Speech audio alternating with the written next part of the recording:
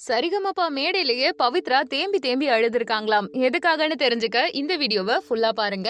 Sa Re Ga Ma Pa season 5ல கடலூரை சேர்ந்த ஒரு செமையான பெர்ஃபார்மர் தான் பவித்ரா அவர்கள்.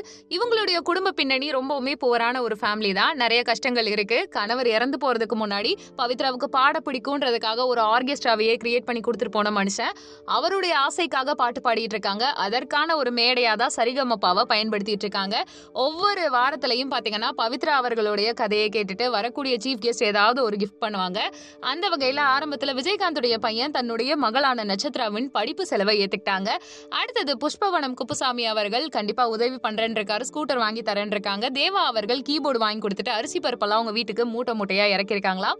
அதே மாதிரி இப்ப புஷ்பவனம் குப்புசாமி அவர்கள் அந்த ஸ்டேஜ்ல எல்லார்கிட்டையும் பவித்ரா அவர்களுடைய கதையை கேட்டுட்டு உன்னை நினைக்கும் போது எனக்கு பெருமையா இருக்கு. உன்னுடைய வாழ்க்கைய இந்த பாடல் மாத்தும், உன்னுடைய சூழலை இந்த பாடல் மாத்தும், உன்னுடைய நிலைமைய இந்த பாடல் மாத்தும். கவலையே படாத.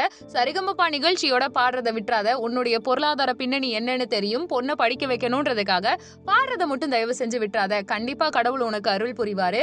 அதே மாதிரி பாடலை உன்னுடைய வழித்தடமா பயன்படுத்திக்கோ. உன் பொண்ணை படிக்க வைக்கிறதோட பாட்டும் கத்துக்கொடு.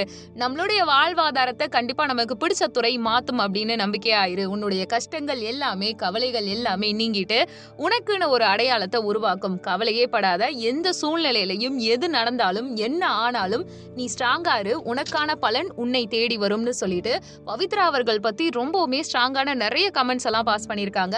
அதை விட முக்கியமான விஷயம் என்ன அப்படின்னு பாத்தீங்கன்னா பவித்ரா அவர்கள் ரொம்பவுமே அவர் பேசினதை கேட்டு அழுகவே ஆரம்பிச்சிட்டாங்களாம்.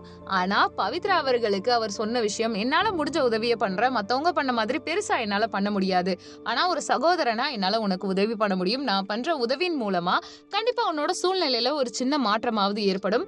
என்ன கஷ்டம் வந்தாலும் பாட்டை மட்டும் விட்டுறாத. அந்த பாட்டு உனக்கான ஒரு அங்கீகாரத்தை, உனக்கான ஒரு மேடையை, உனக்கான ஒரு அடையாளத்தை உருவாக்கும் அப்படின்னு சொல்ல, இதை கேட்ட உடனே என்ன பேசுறது என்ன பண்றதுன்னு ஒண்ணுமே புரியாம பவித்ரா அழுதுட்டாங்களாம்.